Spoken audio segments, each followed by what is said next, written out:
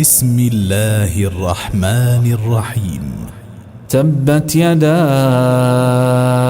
أبي لهب وتب، ما أغنى عنه ماله وما كسب، سيصلى نارا ذات لهب، وامرأته حمالة الحطب، في جيدها حبل من مسد.